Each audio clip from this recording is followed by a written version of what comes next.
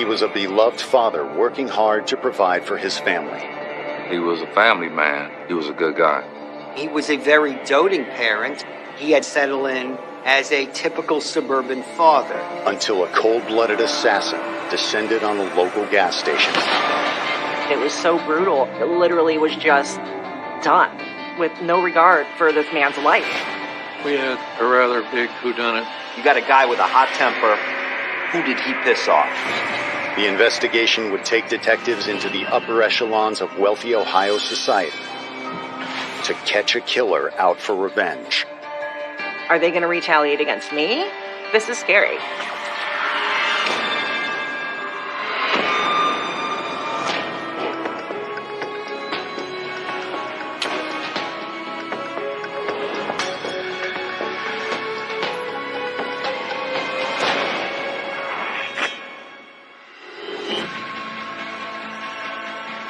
Saturday, June 16th, 2001. It's a busy weekend in the quiet Midwestern town of Akron, Ohio.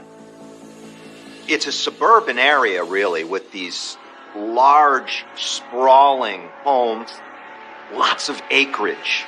And, it has its strip malls, it has its suburban communities. It was Father's Day weekend and quite crowded. There was a lot of traffic. Then suddenly, a shot rings out amidst the crowd of shoppers.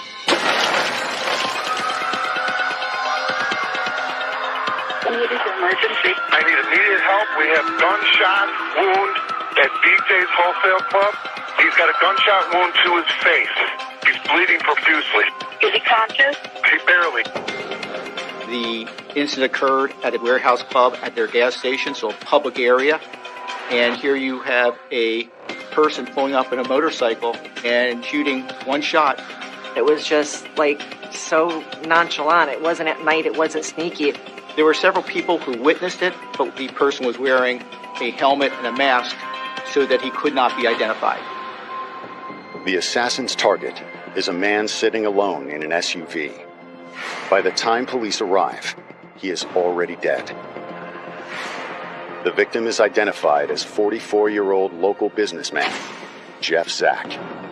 When it went through my mind, I was wondering who would do something like this and hurt his family like this.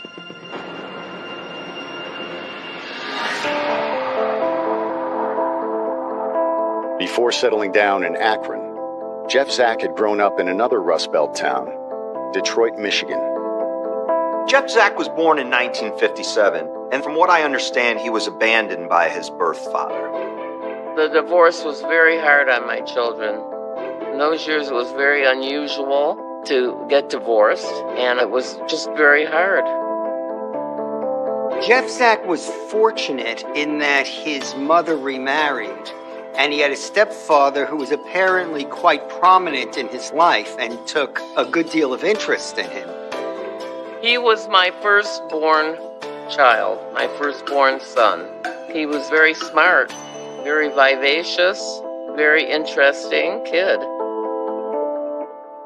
Jeff's parents encouraged him to pursue his dreams. So in his early 20s, he decided to leave his hometown behind. Jeff Zack decided to branch out and see the world. He traveled to Israel. Most people of Jewish ancestry have automatic dual citizenship over there. He joined the IDF, which is the army for Israel. He wanted to become a pilot, but he didn't quite qualify. He couldn't become what he wanted to become. He had to join the Air Force and become a paratrooper for the Israeli Air Force. But he learned how to speak Hebrew fluently, plus a lot of Arabic and a lot of other languages. But after completing his tour of duty, Jeff struggled to settle back into civilian life in the United States. He had the kind of personality that alienated a lot of people. He could be successful at times, but he had an abrasive attitude. He was this big, kind of in-your-face type of guy.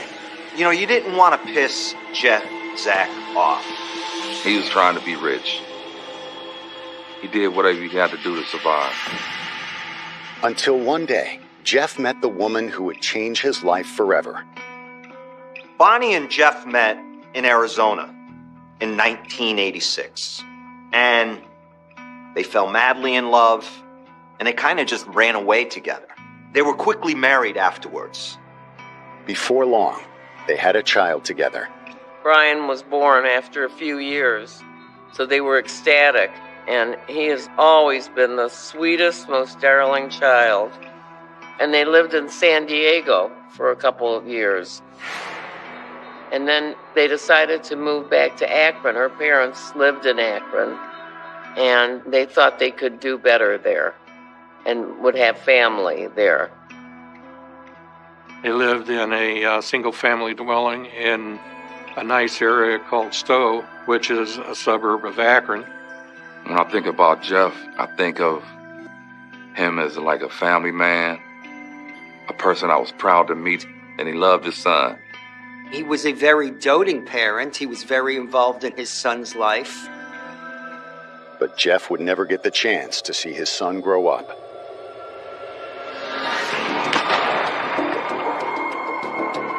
Now he's been gunned down in cold blood by an unknown assailant, and Akron police want to know why. He was a great father, and he was a husband. And he was murdered in broad daylight. It just didn't make sense. Brian was 12 and a half when Jeffrey was murdered. So mean. Right before Father's Day. I never just couldn't get it, on why, who would do something like this to him.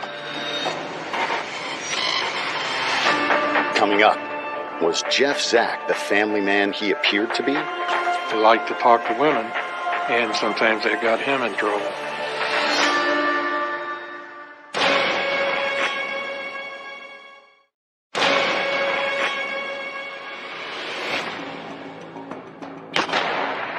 "44-year-old Jeff Zack has been murdered outside a busy shopping center in the suburbs of Akron. As detectives speak to witnesses at the scene, they are stunned by the brazenness of the attack. Mr. Zack pulled into a gas station, and an individual came up on a motorcycle, stopped, shot Mr. Zack in the face. He did this during daylight, which is, he had a lot of nerve.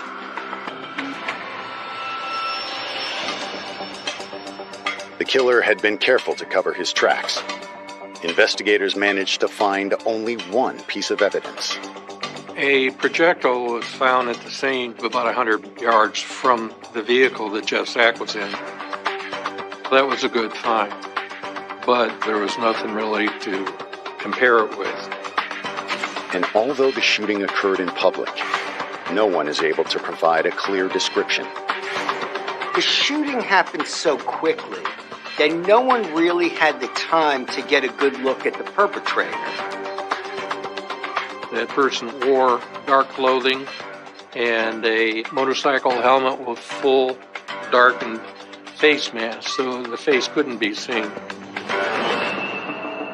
However, witnesses did get a good look at the killer's motorcycle.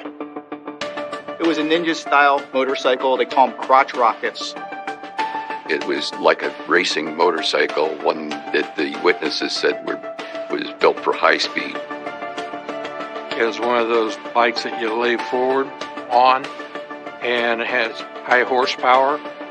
It was black and white, trimmed in green, like a fluorescent or a candy apple green.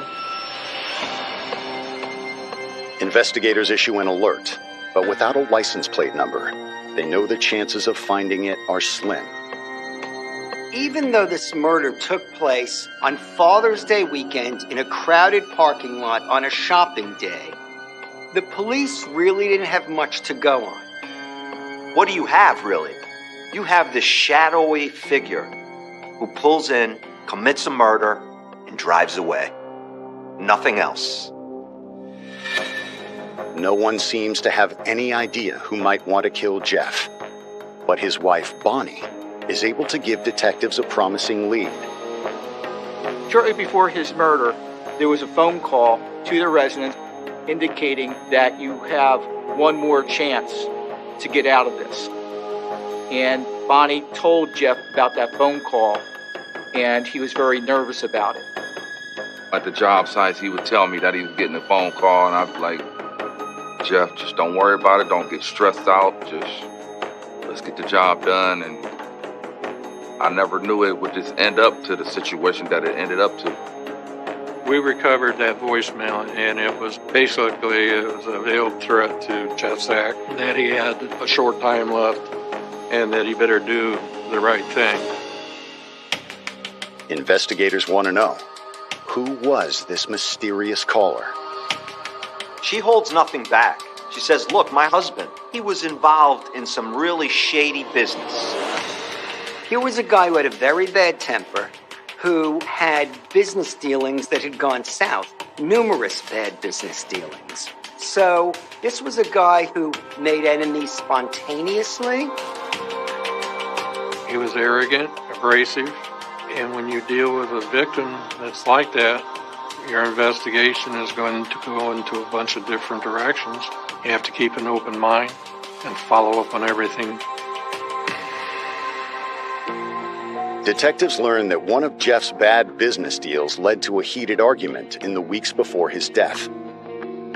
Jeff and Bonnie's house had wind and rain damage to it, and these two independent contractors were going to repair it. Well, they took the money and then they ended up not doing the work, and Jeff was threatening to turn them over for insurance fraud. And there was exchange of words between them. One of the contractors, we thought, was the one that had threatened him. He remained a suspect up until he took him past polygraph and was eliminated as a suspect. When investigators asked friends and family if Jeff had problems with anyone else, one name immediately comes to mind. He would talk about, this lady. I never did knew her, but he would always talk about this certain lady. Jeff was hardly a monogamous husband. There was a long-time affair with a local woman named Cynthia George. Cindy George was married to a man who owned a huge restaurant. I heard of Cynthia George and Ed George because they own Tangiers in Akron, and Tangiers is a pretty prominent place. They were considered elite in Akron, not the average by any means. After work, Jeff Zack, he would more or less have reasons to go over there to hang out. But according to Bonnie, her husband was doing a lot more than just hanging out. Jeff Zack and Bonnie Zack would be in the Tangiers, and Cynthia would walk by, and just the eye contact alone between them, you could tell there was something going on. Bonnie was devastated. Cindy pretended to be a good friend of the family and of Jeffrey's. But we all suspected that it was an affair. Detectives sit down with Bonnie Zack, and they have to empathize with her a little bit. I mean, this woman just lost her husband, the father of her children. Their affair had also led to other complications. As Bonnie described the relationship between her late husband and Cynthia George, she disclosed that not only were they lovers, they shared something else in common. They shared a love child. In fact, one of the George's children, who Ed George embraced as his own, was apparently Jeff Zack's offspring. Coming up, did his wife's infidelity drive Ed George over the edge? As a jilted husband, he had the motivation to have him taken out.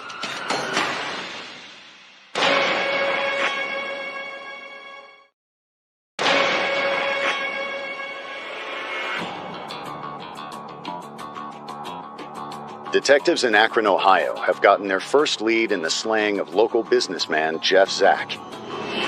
After speaking with his widow, Bonnie, investigators have ruled her out. They found her to be relatively gracious, relatively honest, did not seem suspicious in any way.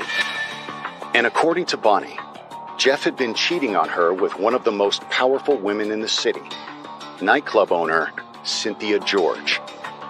In May of 2001, right before the homicide, Bonnie found out about it. Jeff told her that he cut it off. Could Jeff's killer be his ex-lover or her husband? Detectives told me that they suspected Ed George as a culprit because he seemed to have a motive. His wife had a child with Jeff Zack. Maybe he felt shamed. As investigators dig deeper into the Georges' marriage, they learn that Ed and Cynthia had always been an odd match.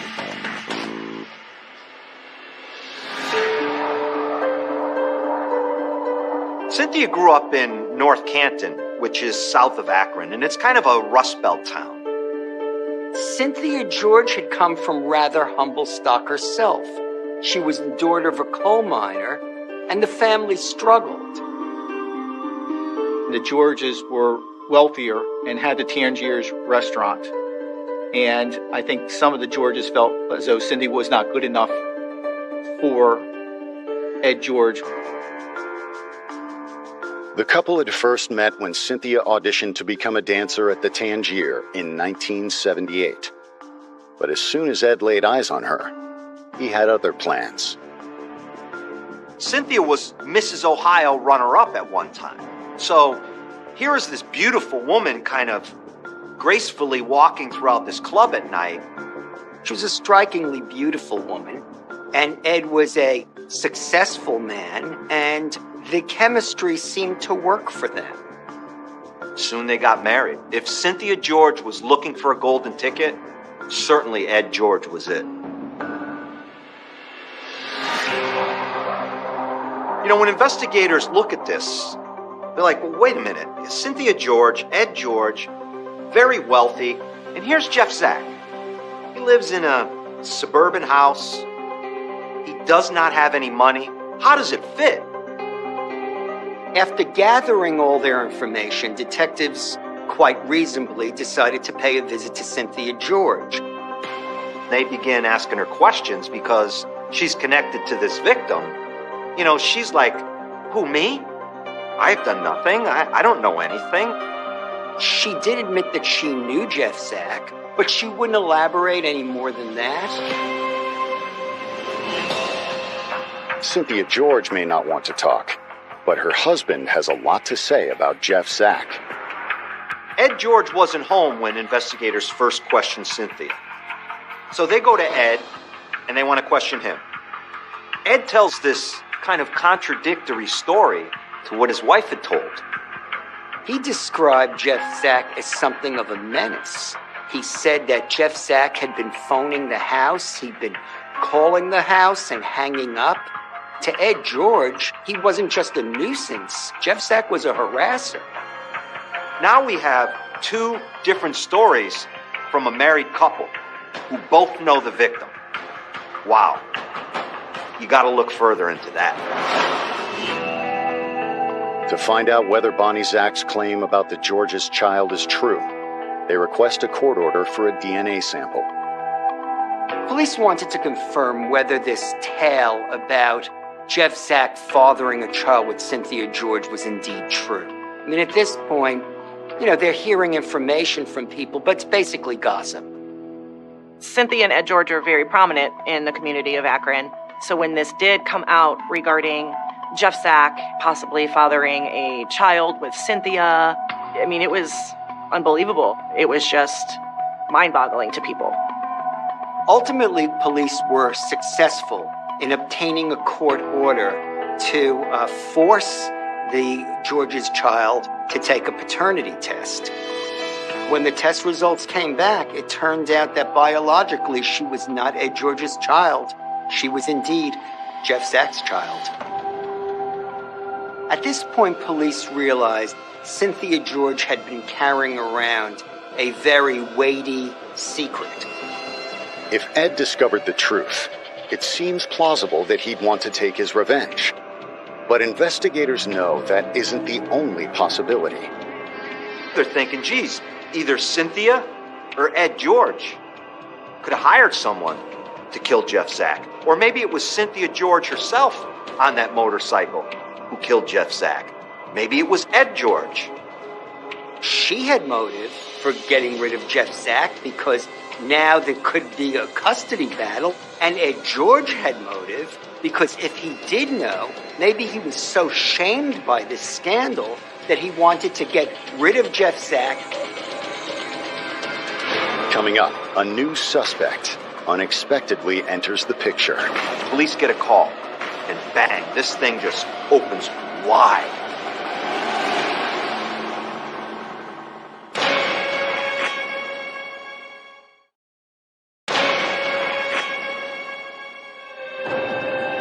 Several months into the investigation of Jeff Zack's murder, Akron police are looking into millionaire couple Ed and Cynthia George and their relationship with the victim. Cynthia and Jeff had a relationship for approximately 7 years. They even had a baby together. However, detectives still have no hard evidence tying either of them to the crime. Jeff Zack was a pest. He was a harasser. He was the father of one of the George's children. But there was nothing really beyond that. Because they don't have enough evidence really to charge Cynthia or Ed George. What do? They've taken it as far as they can go. I thought the investigation just stopped, for some reason. Then everything came out. On the 1-year anniversary of Jeff Zack's death, the Akron Beacon Journal publishes an article about the case. It leads to the breakthrough investigators were hoping for. Shortly after the article ran, a tipster phoned the Akron Police Department and said, "I know who the shooter is." And that tip comes with a name. John Zaffino. John Zaffino is this kind of short, stocky guy, mustache, slick back hair, a wannabe gangster. If you're looking for a profile of a murderer, John Zaffino, he fits it. But here's a question. Why would John Zaffino murder Jeff Zack? When investigators track down John Zaffino, he refuses to answer any questions. But his ex-wife is more than willing to talk to police. It was just a cold case for a year. And then Christine Zaffino, who was John Zaffino's former wife, came forth and said she suspected that John Zaffino and Cindy were involved in the killing of Jeff. He had told her things that made her suspicious. The police were investigating him. According to Christine, John Zaffino had admitted to her that he had recently had an altercation with Jeff Zack. And she asked him straight out, "Are you the guy who shot him?" And he said something to the effect of, "Well, let's put it this way. He's going to have a hard time parting his hair from now on." When detectives play the threatening voicemail on Jeff's answering machine, Christine is absolutely certain it's him. She said, "No doubt about it. That is the voice of my ex-husband, John Zaffino." If anybody should be able to recognize his voice, it would be ex-wife. Christine also has a good idea what his motive might have been. Even though John Zaffino and Christine Todaro had broken up, she kept track of different occurrences in her ex's life. And she knew that he had been dating a woman who was attractive and older and had money. And they say, "Well, do you know her name?" She says, "Yeah, I know her name. She's very popular in town. Her name's Cynthia George." So where's the common denominator? Where's the connection between John Zaffino and Jeff Zack? Well, the connection was at the Tangiers. Cynthia George. This was not a love triangle so much as it was a lover's quadrangle. While Cynthia George was married to Ed George, she was having affairs with both Jeff Zack and police determined John Zaffino. John was kind of a blue-collar guy, and Cindy originally was a blue-collar woman, so maybe there was this attraction there. How much she really got deep into a relationship with John Zaffino is possibly still a question.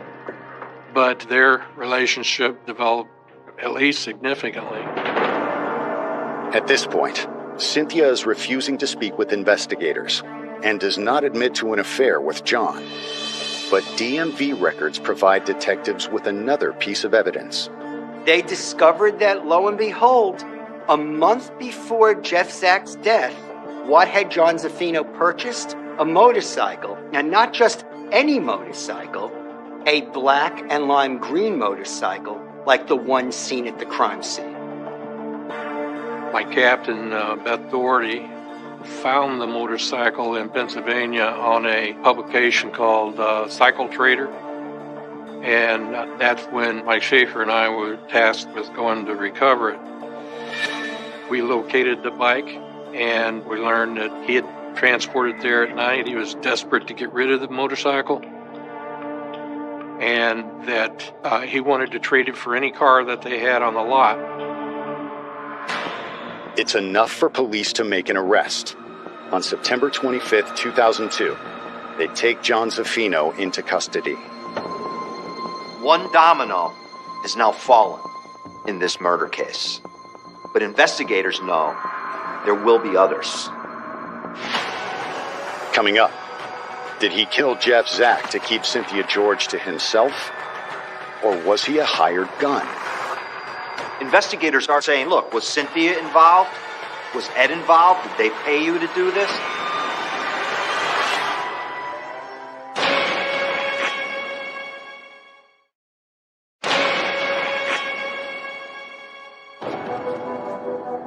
Investigators in Akron, Ohio have arrested one of Cynthia George's lovers, John Zaffino, for the murder of her other lover, Jeff Zack. But they believe there is still more to the story. We cleared Ed George of any involvement in this, and Cindy remained a suspect, but we didn't know how much until John Zaffino became a suspect. And then the more he became a suspect, the more the involvement of Cindy was believed. Under interrogation, John tries to deny everything. John Zaffino says, I'm totally innocent. I had nothing to do with this. In fact, I was at a car show in Pennsylvania the day the murder occurred. So I have an alibi. People were located that he supposedly was with and interviewed, and they didn't support his alibi as far as timing. He had enough time to do the murder and travel down there and use that as his alibi, but it didn't hold up. His phone records proved to be even more incriminating. Then you look at the phone records immediately after the homicide. Who does he call? He calls Cindy George. John Zaffino talked to Cynthia George just before Jeff Zack was murdered and just after he was murdered. Now, why would he do that? He would do that for two reasons. One, to say, I'm on my way to kill him, and a second time to say, I just killed him.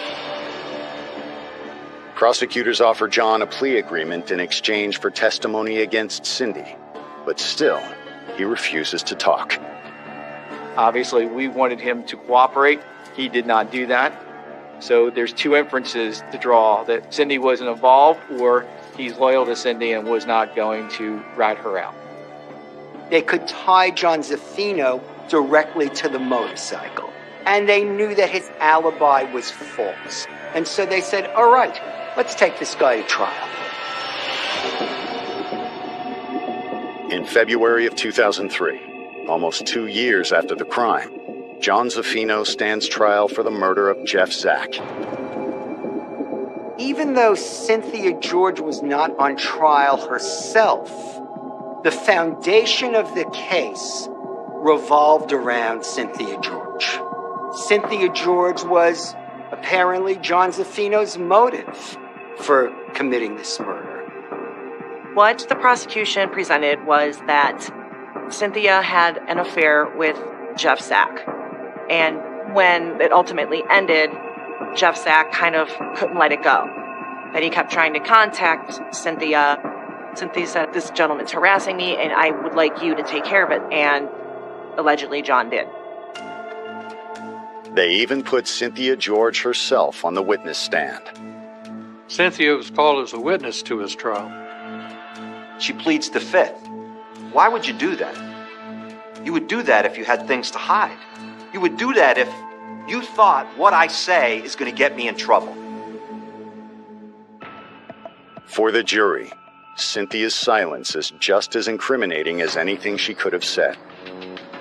On March 11th, 2003, John Zaffino was found guilty of murder. He was given life with, I believe, the first opportunity for a parole hearing would be 23 years later.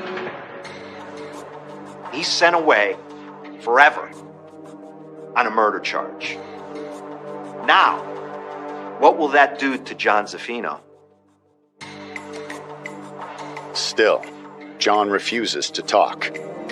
We were hoping that John Zaffino would testify against Cindy. That just never occurred. The public sentiment by the end of 2004 was that Cynthia George was the mastermind of this murder. Everybody was talking about that. It was horrible. And I did some interviews purposely because I wanted it out there that I felt Cindy was involved. It isn't until the following year that investigators feel they have enough evidence to finally prosecute her. The big break was that John Zaffino and Cynthia George were talking. There were calls from the prison to her that were recorded. And those calls started to reveal that perhaps there was a conspiracy here to commit murder, that Cynthia was involved. The prosecution believes that Cynthia George was basically paying money to John Zaffino, and John was dangling over her head with this ambiguous threat, if you will, that he was going to drop a dime on her at any moment if she didn't pay. On January 10th, 2005, Cynthia George is placed under arrest. Police moved in on Cynthia George as she was shopping. She was arrested very publicly in a very public place. The reason for it was twofold. One, they wanted to make a statement to the town, to the city, that they never gave up on this case.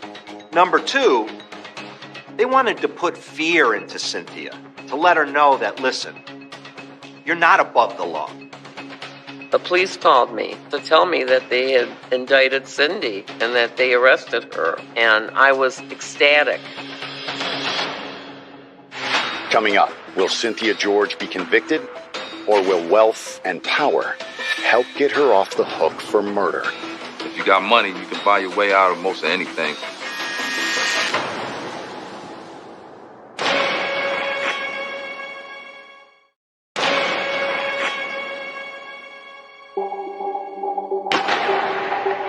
More than 4 years after Jeff Zack was killed, Akron millionaire Cynthia George stands trial for conspiracy to commit his murder. This case attracted a lot of interest in the city of Akron. This case had everything, really, that the public ate up. Affairs, illegitimate child, wealthy people. Due to the widespread media coverage, Cynthia's lawyers make a surprising request. Cindy was afraid that maybe that publicity would have affected the jury. Rather than being tried by a jury of her peers, she decided to have a bench trial, which meant her fate would be decided by a judge. The old adage is everybody wants a fair trial as long as it's in their favor. On November 14th, 2005, prosecutors make their opening arguments before the judge. The prosecution had some concerns because they didn't have really John Zaffino saying, yeah, she told me to kill him. But what they did have is they had a lot of document evidence, meaning they could show money changing hands. When authorities accessed the financial records, they discovered that a month or so before the murder, $5,300 had come out of Cynthia George's account, and approximately $5,300 had been used to purchase the motorcycle that was used to kill Jeff Zack. It was just too coincidental, all of the bank statements that matched what was out of Cynthia's account to the penny. They also draw attention to the communication between Cynthia George and John Zaffino at the time of the shooting. Remember the phone calls? The phone call before the murder and the phone call after the murder. Was that a coincidence? I was very happy because I knew evidence was coming out against her and that she would probably be found guilty. However, Cynthia never admits to an affair with John, and the defense argues the state's evidence is purely circumstantial. Even though you could imply that Cynthia George may have been involved in this case, there was no concrete evidence that she was the puppeteer in all this. In fact, it was entirely possible that John Zaffino, who was a bit of a hothead, decided to kill Jeff Zack on his own. Those records don't prove that Cynthia knew what he was going to use that motorcycle for. On November 28th, the court reconvenes to hear the judge's decision. Everybody reassembled in the courtroom. Cynthia George stood up, she faced the judge, and the judge said, "I have rendered my verdict." She was found guilty. I was very satisfied. Cynthia George was sentenced to life in prison. You can hear her family wailing in the courtroom, and it's pretty heartbreaking. Her family became hysterical, but I, of course, was happy. I felt that justice was served. Cynthia wastes no time in submitting an appeal. The conviction of Cynthia George was appealed up to the 9th District Court of Appeals, alleging errors occurred at the trial court level, which caused her to be found guilty. She hired the best appellate lawyers she could get. And, you know, the thing is, it's very, very unlikely that an appellate court would overturn a murder conviction. So she was not facing an uphill battle. She was facing Mount Everest here. But a year and a half later, she achieves what many believe to be impossible. On March 21st, 2007, the charges against Cynthia George were dismissed by the Court of Appeals. That appeal decision just really blew everybody involved in this case away. Really did. When you read their opinion, they wanted evidence of solicitation and procure. They wanted a conversation from the state where Cynthia George is asking John Zaffino to commit the murder. We did not have that. We had solely circumstantial evidence. After her release, the George family releases a statement saying their faith had sustained them and that they are moving forward with their lives as a family.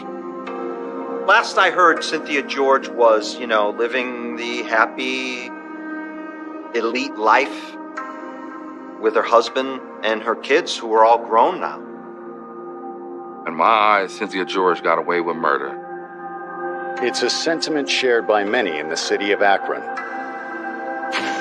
Many felt that a woman of wealth and privilege seemed to have taken revenge on a former lover, something Cynthia George has always denied. Do I think the George's money, status, and standing in the community had anything to do with that verdict being overturned? Hell yeah, I do. Cindy had the benefit of great attorneys.